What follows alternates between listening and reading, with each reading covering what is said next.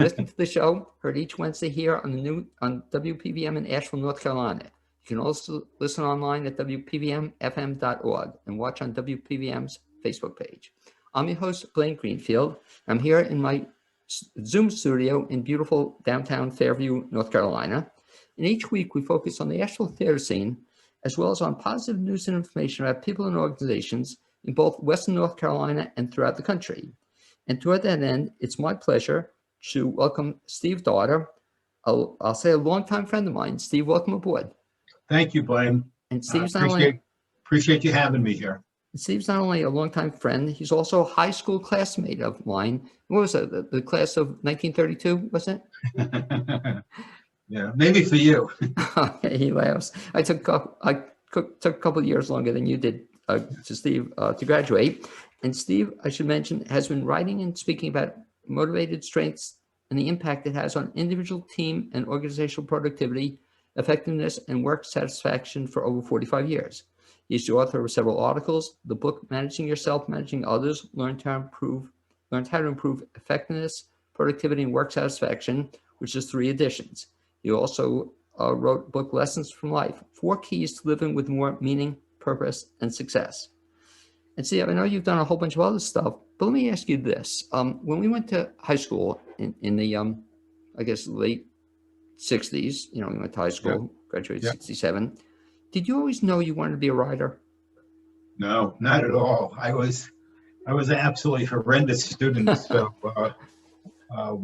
as one high school friend of ours said, he said, I thought you'd always be playing basketball in the playground for the rest of your life. So I thought I'd grow up to be a croupier in a casino. Well, you tell a great story in one of the books. It was how your life turned around, and I just love the story because I knew you in high school, and we both kind of floundering around. I played maybe some basketball somewhere along the lines with you. I wasn't much of an athlete, but all of a sudden, then you went to college. And then all of a sudden, kind of things changed around for you at some point in time. What brought about that change? Well, in order to really appreciate this story, let me take 2-3 minutes to explain kind of what I did, because it really ties into this story, and it's kind of an important backdrop. That's a great story, by the way. Okay, thank you. I believe that people are either born with or they develop early in life a natural way of doing things. So if you think about it, Blaine, when you get up in the morning, there's some things you absolutely love to do, whether it's paid work or avocational, and other stuff you just as soon put on the bottom of the pile.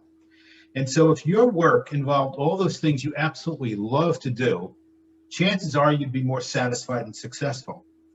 And if your job involved all the things that are opposite the nature of that, or that you didn't like to do, it would be difficult to be really highly motivated. Chances are you wouldn't be satisfied, and it would be more difficult to be successful. And so the question is, how do you get at this stuff, what I call, natural talent or natural ability or motivated strengths?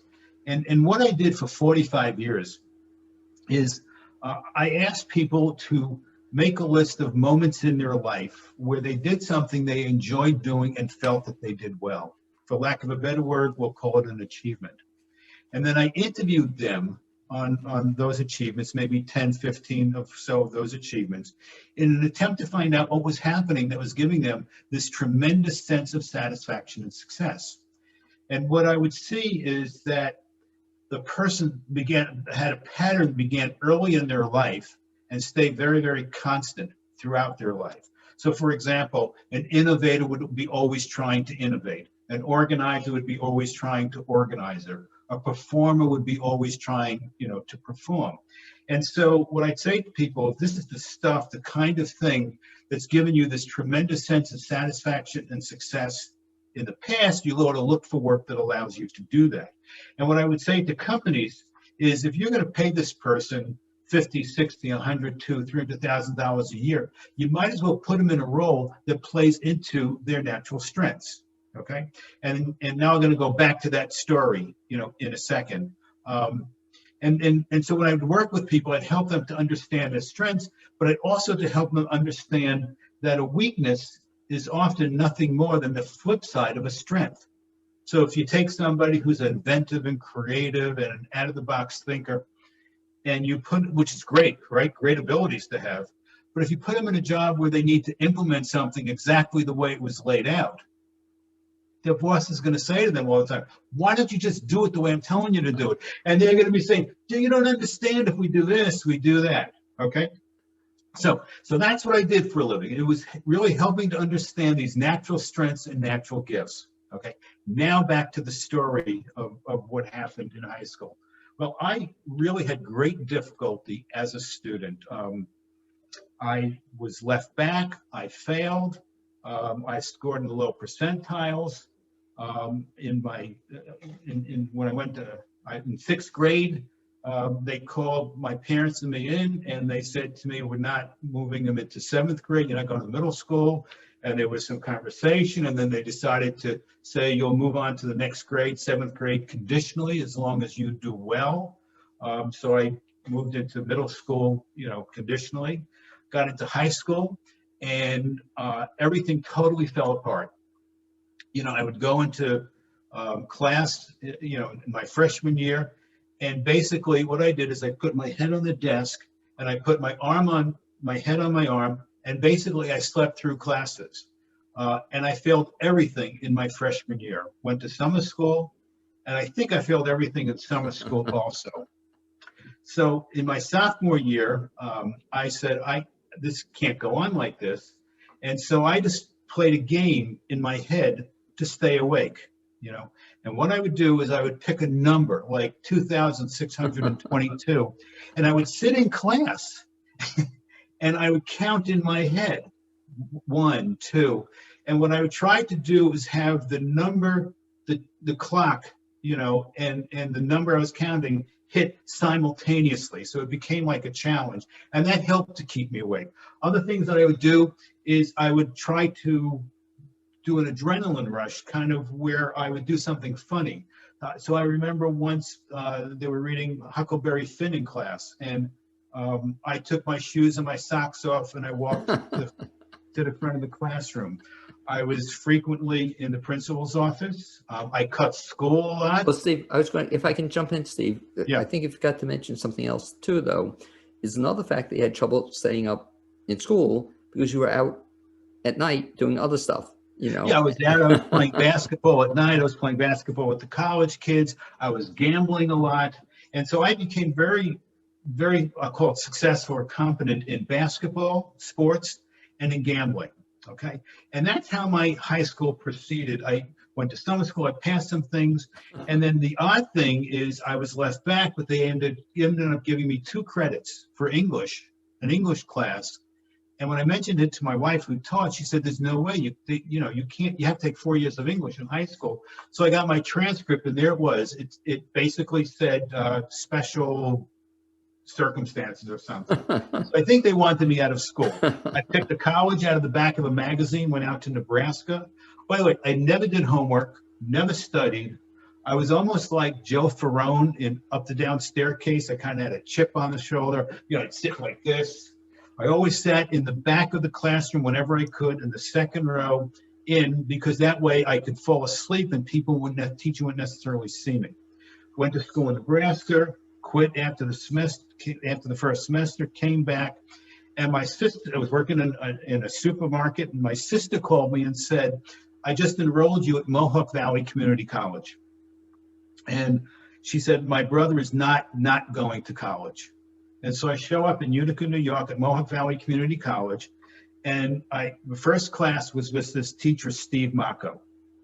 And I get emotional sometimes when I tell this story. So great story, if I start to tear up, So I'm sitting in his class, and again, I'm in the back of the row, back of the second row, and he gives the class something to read, and I read it like with everybody else. And he says, what's the story mean or the poem mean? And people are giving their opinions, and he's just accepting all these opinions.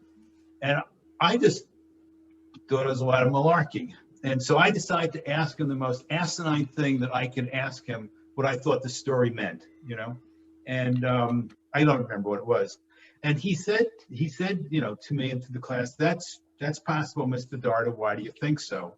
And I just kind of stumbled through an answer. I got caught, but I faked it. And then he gave us assignments. A Tuesday, Thursday class gave us an assignment. And I read the things that he assigned. And then when I showed up in the Thursday class, with the other students, he stood up there and he said, I don't feel like teaching today. Would anyone like to teach? And there I was in the back of the row. And there was a part of me that wanted to stand up and teach. But like, I had no success in school. Everything was gambling and sports, mostly basketball. So like everybody else, I didn't say anything. Again, he asked, would anyone like to teach today? And again, nobody. And then he walked down the aisle. He stood in front of me and he said, Mr. Dart, how would you like to teach today? And I broke out in this unbelievable cold sweat. My heart was pounding. There's a part of me that wanted to do it, and another part knew, no way should I do this. But I stood up, and I'm really good at faking bravado. And I walked to the front of the class, with this bravado, and I stood in front of the class, and I said, what does this story or poem or whatever mean? And people gave their opinions, and I imitated him. I paced left and right, saying that's possible, this, and I was alive. I was unbelievable how alive I was. There was By the way, put you on the spot. Do you remember the story? Oh, no idea. Oh, no idea. And so again, I'm alive. My mind's flying, different things coming into my head. No reason to sleep in class. No reason to count. And then when the class was over, he asked me to come back to his office, and he said to me, I looked at your record and I see something in you. Wow. And he changed my life. And let me just take another minute to complete the loop here, back to the idea of natural strengths. So I decided I wanted to participate in class. And I participated in his class, and that was good. And then I decided to participate in a history class. And I decided to move from the back of the row to the front. And I was sitting in the front row in this history class. And I'm listening, and all of a sudden I could feel my eyes closing, and my head start to fall. And I started to look really at him intensely, the professor. And I found that as I did that, as I looked at him, he would like talk to me. And I felt a little bit of an adrenaline rush that helped a little bit, but it wasn't enough to overcome this intense tiredness that I was feeling. And I was thinking, okay, tomorrow I go back to the back of the classroom because this is not going to work. But now I have to figure out a way to stay awake. And so I raised my hand and I asked a question. And when I asked the question, I became alive. And I realized something at that point, is that by asking questions, I could basically influence and to some extent control the direction a class took. And the idea of being an influencer and sparking direction really was intoxicating for me. And it kept me awake. So I moved to classes, raising hands. And then I discovered that the more knowledge and information I had, the better I was able to influence people or respond to people who had questions. And then learning took on a whole new meaning for me. And I realized at that point in my life that I wanted to be in a position where I could have influence and impact on people. And so his recognizing something in me and giving me that opportunity and doing it in such a way where it was difficult to say no. And just to close the loop, Blaine, if you could bear with me. So after I wrote this story, and I think before the book was published, I got in touch with the now president of Mohawk Valley Community College. And I told I didn't think they'd give me his address, but I didn't even know if he was alive, as Steve Mocco, because he'd be in his 80s, late 80s. And they told me that obviously they couldn't give me his number, but he was alive. And they said that they would get in touch with his daughter. And about a week later, his daughter contacted me, and I told her who I was, and I sent her the story. She sent it to her father, and I've now had 3 or 4 conversations with Steve Mocco. And he remembered me. And it was like he's like my Mr. Tuesdays with Maury. Oh, You know? yeah, exactly. Well, So that's the story, and that's what so for 45 years, what I've been doing as I mean, mostly executives of corporations, helping them to be more effective at work, helping companies in team building situations, people coming together, uh, performance issues or conflict resolution, a lot of evaluations and stuff. So, but anyway, that's the story you make reference to. okay, Steve, a couple of Sorry things. about being so long. No, I love the story, as you know, and just a couple of things about it. Number one, I'm surprised as you tell the story, and even listening to you now, that you never became a teacher. You Well, I know? did. I taught in 2 graduate Okay, schools. you have told me that, but Okay. I would have thought that would have been the thing that would have gotten you. You saw the difference hit in his life.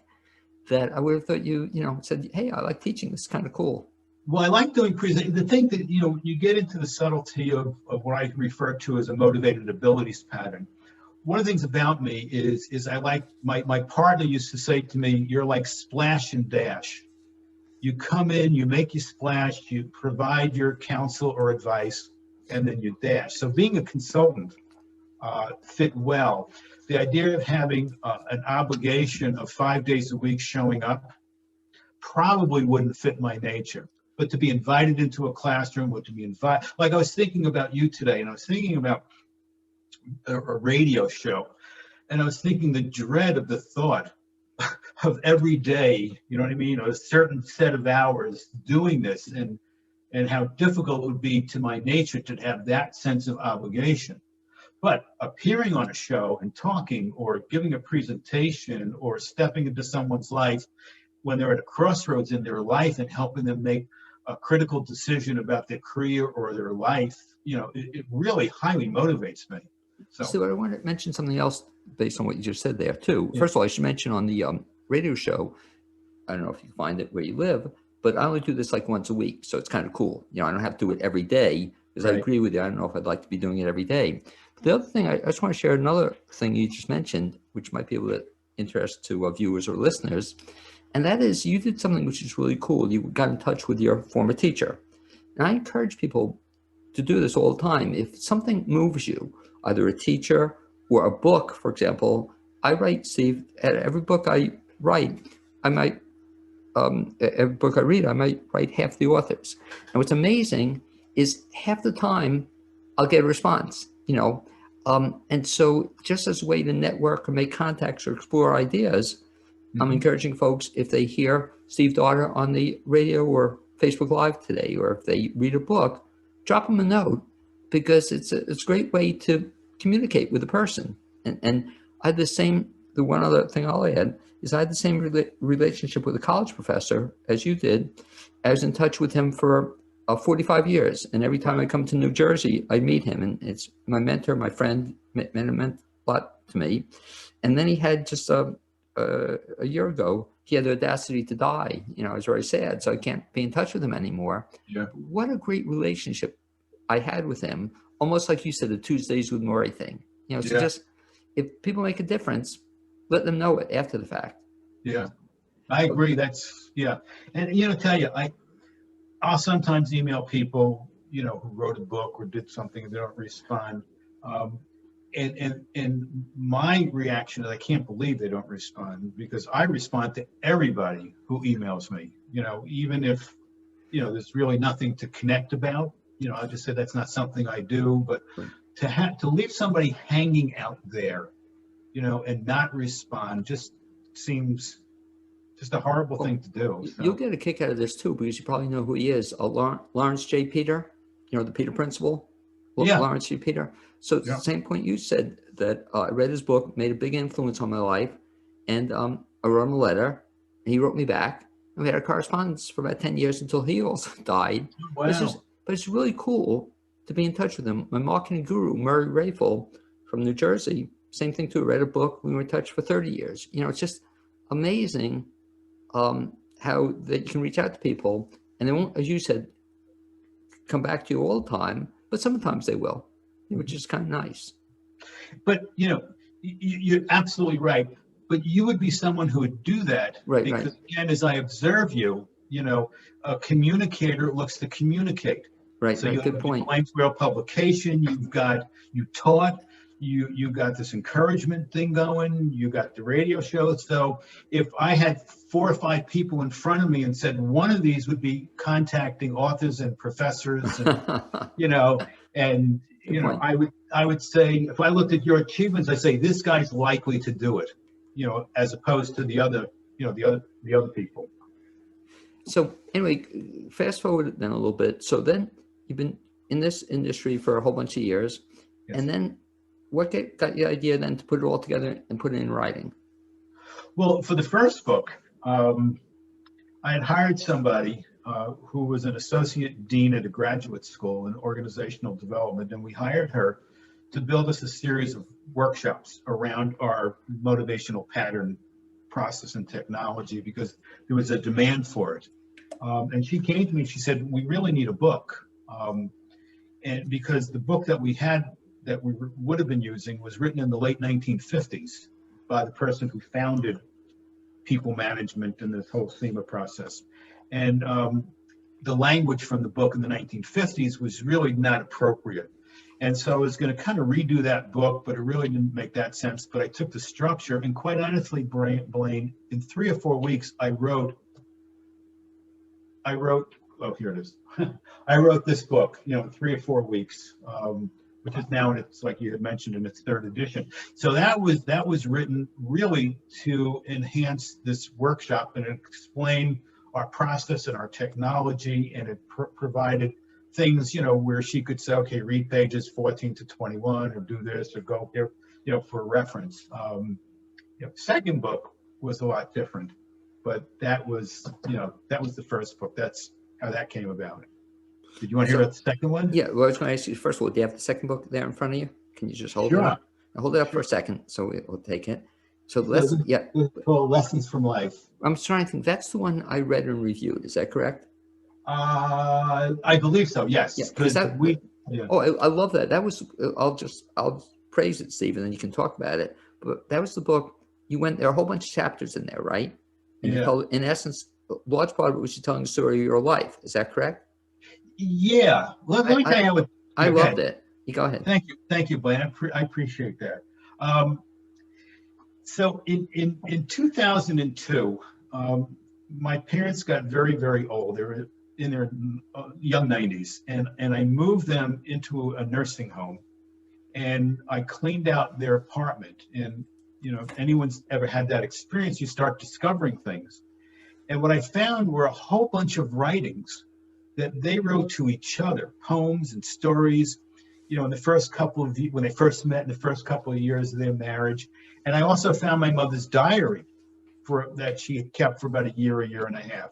And I read it, and what a trip to get into the minds of your parents when they're 18 and 19 and 20 years old. And I said to myself, you know, I think I'm going to write some stories, you know, about my life, and I'm just going to hide them away. And then, as bizarre as this sounds, then when I die, my kids and maybe my grandkids would find these stories and they go, oh, wow, I didn't know this about Grandpa, and give them the same experience that I gave, you know, to myself. And so I was writing these stories over the years, and this started in 2002, and the book wasn't published until 2018. So it's a 16-year time period here. And I'm writing these stories, and in my consulting with people, every once in a while, someone would be dealing with an issue.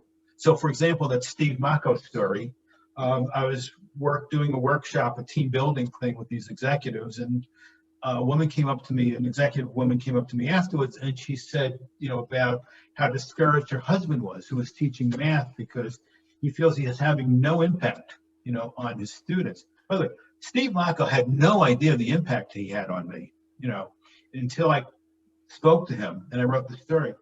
And so I said, I'm going to share a story with you. So I emailed it to her, and she said, you've turned my husband's life around. Wow. You know, and so I started sharing other stories, someone about a troubled kid, and people were giving me a lot of feedback. And then I sat down with a mentor of mine, Art Miller, again, and he was the person who kind of founded people management in this process that we use. And I was telling him about this, and he said to me, he said, you're not going to want this just to be for your grandkids, because he said the way you're put together, you want to impact on people. You really need it to be out there to put it into a book. And so that's how that started. And then I ended up working with a senior editor from Random House. Someone had sent him some excerpts, and he really loved the writing. And so he was working with me, and he said, you have no structure to the book. And so it took several years of kind of working this, and I ended up with the structure of, 4 keys to living with more meaning, purpose, and success. The first title was going to be Lessons for Life. The second title was going to be An Evolving Soul. The third title was going to be What is the Purpose of My Life? And then I envisioned a cover where the my was crossed off, and handwritten in script would be the word your. And then it was Lessons from Life, Living with More Meaning and Purpose. And then I added the word success at the end. And I think if I had to do it over again, I'd probably do What is the Purpose of Your Life, My Life, with the words your. I like that the best, but I got talked out of it. Well, what's so great about the book, Steve, I think, and a thought for any of our listeners as well, is your point is you can share your stories now, rather than waiting for 40 years or something. Yeah. And it's like, I always felt bad because my dad was a pretty good writer, and I read 1 or 2 of his stories and they're brilliant, but that was it. I always wished he had put down more in writing to share with me, because I wanted to learn more about his life, and what I think, what's really great what you did on this is the idea, not only the stories of your life, which I loved, and I'll encourage listeners, and you'll mention how to get the book, Steve, in a second, but you want to read about an interesting guy, read this book, because I kind of grew up with you in some of it, but I didn't know half of it. I know 9/10 of the story. And my all-time favorite, and then we're going to have to end this segment, my all-time favorite, I'll let you do a 1-minute version of how you were working as a kid at a beach club, and you didn't have a license, but that didn't affect you at all. No. Well, that's the bad stuff that I did as a kid. Some people read the book and they said, man, I thought I was bad. I ended up getting a job at a beach club. I talked them into giving me a job, and I loved it. Running a parking lot, and I didn't have a driver's license, but I got in an accident parking the car. So. But they didn't ask for the driver's license? No, I did it backing a car up. So I'm saying, had you got the job though, you didn't have to have a driver's license? They never asked me for it. You need to understand that, some names for you. Mark Milberg, right, and Scott Antonelli, they were Cabana Boys, and Jeff Snyder was the lifeguard. So, they probably opened the door for me, and I got in, and they needed somebody to park cars, and I was the only person, and I parked cars. And Steve, 2 questions. One, if anybody wants to get either of the 2 books, and we can show them up in the air if you just hold them up briefly. Yeah. But if folks want to get the 2 books, what's the best bet? Probably the best bet is going to Amazon and just putting in my name or the titles. And there's a lot of reviews in there on Amazon, and you can get a real sense of them. Okay.